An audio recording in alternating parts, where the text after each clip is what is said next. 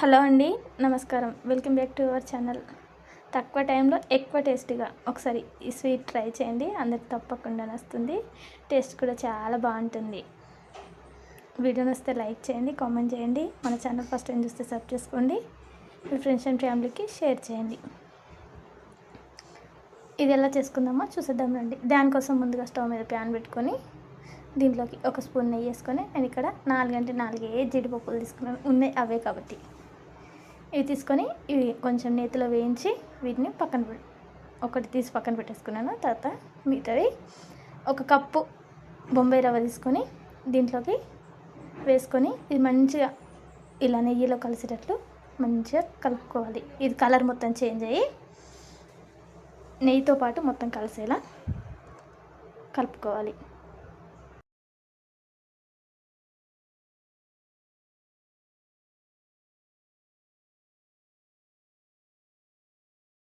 ఇది కొంచెం colour change అయిన తర్వాత దీంట్లోకి మనం ఏ కప్పుతో అయితే రవ్వ తీసుకున్నామో అదే కప్పుతో 3 కప్పుల వాటర్ అనేటివి వేసుకోవాలి.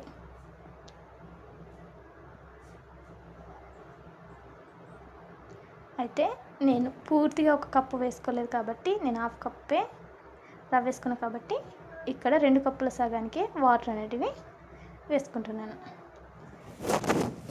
ఇప్పుడు రవ్వ గడ్డ కట్టకుండా పూర్తిగా ఇలా కలుపుకోవాలి.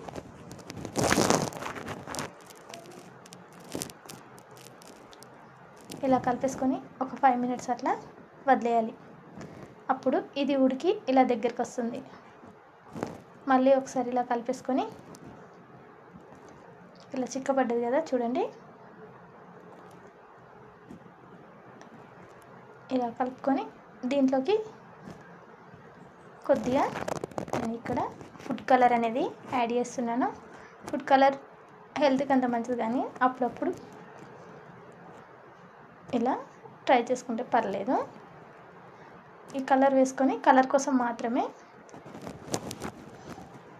ఇది ఇలా వేసుకొని మొత్తం కలిసేలా మొత్తం వైట్ అనేది వెళ్ళిపోయి ఈ ఫుడ్ కలర్ మొత్తం మిక్స్ అయ్యేటట్లు కలుపుకోవాలి.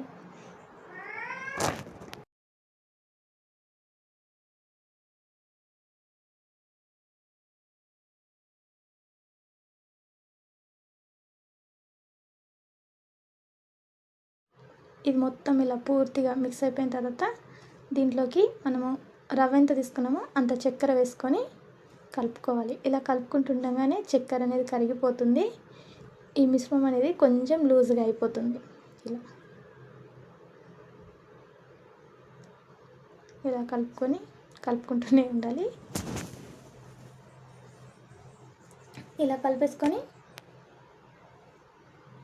దీంట్లోకి కొద్దిగా ఎక్కువగా నెయ్యి ఇష్టపడే వాళ్ళైతే కొంచెం ఎక్కువ వేసుకోండి. ఇష్టం లేని వాళ్ళైతే కొంచెమైనా వేసుకోండి, టేస్ట్ బాగుంటుంది. ఇట్లా పైనుంచి నెయ్యి వేసుకుంటే నేను చిటికెడే నెయ్యి వేసుకున్నాను.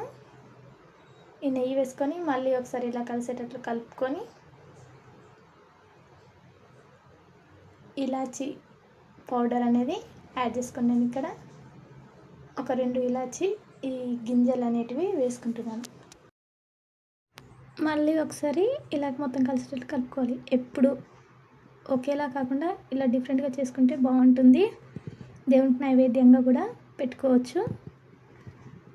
తర్వాత దీన్ని ఒక గిన్నెలో ఇలా పెట్టేసుకొని ఇలా రివర్స్లో వేసుకొని తీసుకుంటే చాలా బాగుంటుంది. ఎలా ఉందో కామెంట్ చేయండి. నచ్చితే మీ ఫ్రెండ్స్ అండ్ ఫ్యామిలీకి షేర్ చేయండి.